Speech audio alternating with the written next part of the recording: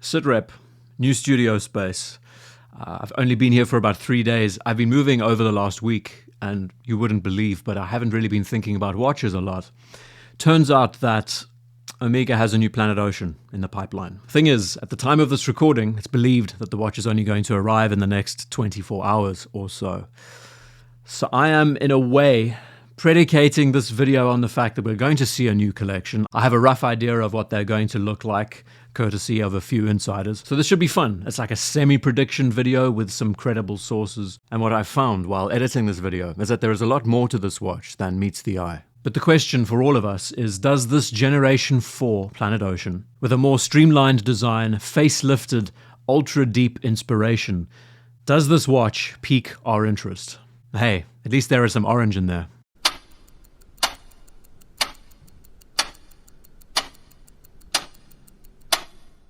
To mark the 20th anniversary of the Seamaster Planet Ocean, Omega has in more than a few ways gone back to their roots with these. Now, I was ready to call it a year for Omega and their release cycle.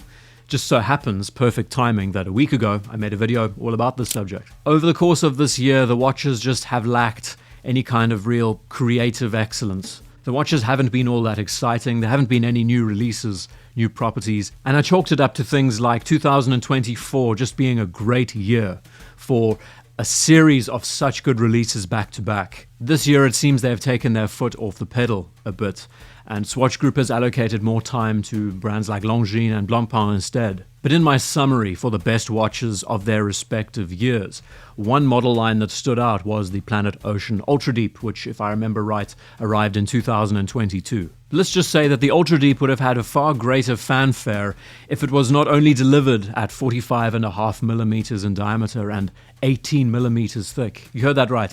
18 millimeters thickness. I can't believe that that's a real number. Oh, and of course the fact that these cost double the price that they should. But I've always had a secret love affair with these watches because the Planet Ocean, unlike its more popular Seamaster Professional counterpart, it's always had closer ties with the origins of the Seamaster line. There has been this heritage touch to its design. You know, a strong lineage if we go all the way back to the origins of these watches, the 1950s, the 1960s, my personal favorites. Quarter Arabics on the dial, broad arrow hands, I just can't get enough of them. And as we hit 1964 to 1970, the lyre lug, beefed up cases, a side of perfection, the 165.024, a watch that so many of us have continuously asked for as a reissue and doesn't look like we will ever receive it. Which is so peculiar. Omega doesn't seem to understand that they would be printing money if they made these and installed them as a permanent part of their collection. Now, between 1970 and onwards, a lot happened in that interim, but by 2005, we saw the Planet Ocean for the first time step onto the scene. And these original Generation 1 models were defined by a few things.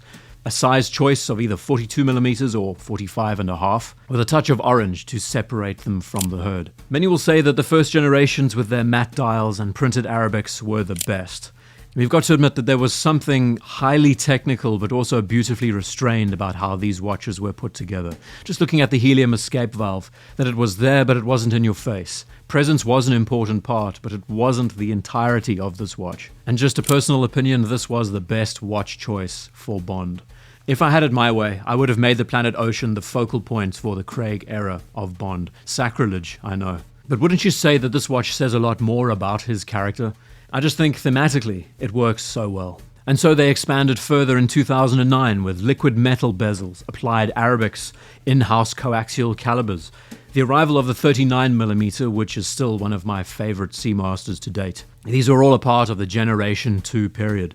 The Generation 3 arrived in 2016, and these watches, their cases became fatter and fuller. The designs became unnecessarily bulkier, all for the sake of presence, for whatever reason. We had Planet Ocean GMTs that were the size of hockey pucks on the wrist. But we can agree here that the Planet Ocean has always been made with a stronger focus on professional intent, especially next to the Seamaster Professional with its more svelte appearance. And the arrival of the Ultra Deep, as great as it is that it travels so far and it has a lot of cool tech specs behind it, it could also be seen as the culmination or the tipping point of this design going too far. But with the arrival of the Generation 4, it is so refreshing seeing the Planet Ocean returning back to some of these basics. You can clearly see that these models are harkening back 20 years ago to the original Generation 1s, while also having a strong tie with the modern direction that the brand seems focused on. Case in point, they're using the ultra-deep design as the base plate, and they're working backwards. I don't think there are any complaints here. Slimming down the cases, gone are the date complications, removing the helium release crown. Has Omega finally listened to us? This is 30 years in the making. It's a revelation.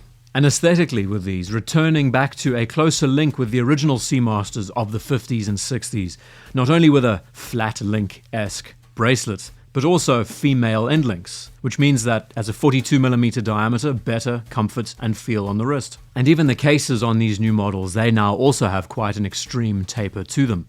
But the way that the lyre lugs still manage to integrate seamlessly, organically with the oversized crown, it looks great and complementary. And these dials, they are clean, they are uncluttered, and I always enjoy when there is symmetry in the right places. Again, taking the feather out of the Ultra Deep's cap. It's also quite nice, the use of colors fairly sparse. They're not overboard or in your face. Naturally, we have the original orange bezel calling back to the first generation, the orange accents on the Arabics. The navy insert on the black dial looks good, but the all-black model, it really does tie things up nicely. The drawbacks to these though. You know, it's funny to say that the lack of the helium release crown is probably going to bring up a lot of debate. I'm sure many will comment saying that the Planet Ocean losing this is also losing some of its character because it's always been one of the defining features. Personally, I think they've done a great job with this. It is a form of streamlining. It doesn't lose the essence of what makes a Seamaster Professional like this work. But it's still quite odd to think that this watch does lose something without that asymmetry. Solid casebacks with these.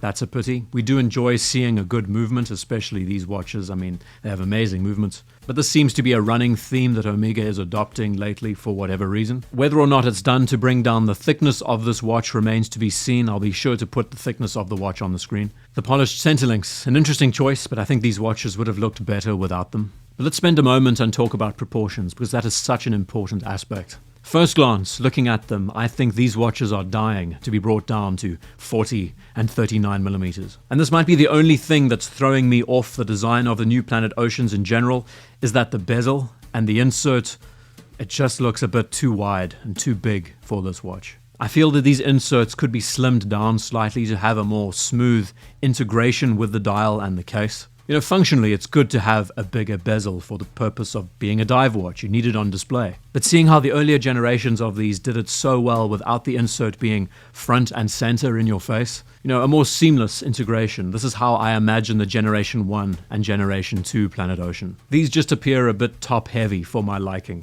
Referring back to the earliest Seamaster divers, one of my favorite details is that half of the bezel is actually a steel surround, which adds a nice framing to the dial, but also separates it from the bezel and when it's used. Adding a bit more context, there has been a lot of criticism about how this case design is very Grand Seiko-esque in the way it's been done, and I would agree. It's taken me a day to sort of wrap my head around it, and in fact it makes a lot of sense if we think of it as a hybridized design. That instead it's pulling a lot of inspiration from the original CK cases, the straight lugs, as opposed to the more organic, flowing lyre lugs. How these two elements have been combined works in this watch's favor. In fact, it's one of the most daring things that I think Omega has done in a very long time. And the aspects borrowed from these classic watches, like the straight lugs, like the open 6s and 9s from the 165.024. Omega has done a far better job paying tribute to all of the original Seamaster divers than I think we give it credit for. And I'd say that's something very important to note about this new watch. But I tell you, with an example like this, these are all steps in the right direction.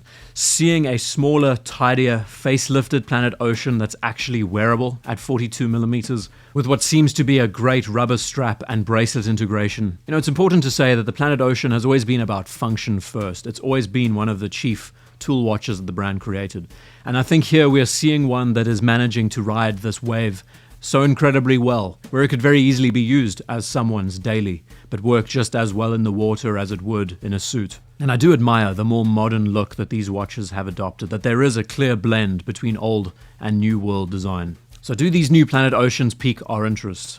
Personally, I would be going after one of these over a Seamaster Professional, but that's just me. And I'm very interested in seeing what these are going to look like on mesh bracelets. But the thing is, has Omega now addressed the things that we have wanted them to for such a long time? Is this the right direction for the Planet Ocean collection to be going? A modern hybridization with a few old school elements that don't detract from the overall look. In fact, I think embellishes it and makes it far more professional. I think the best part of all with these designs is that there is a level of stealthiness to them that has been lacking for a very long time in the Planet Ocean collection. I'm getting a sense that these are the modernized equivalents of the 2009 to 2011 Gen 2 variants. So what are your thoughts with the new Planet Ocean collection?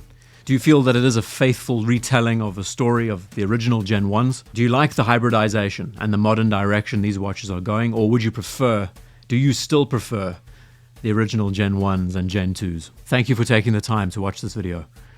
See you in the next one.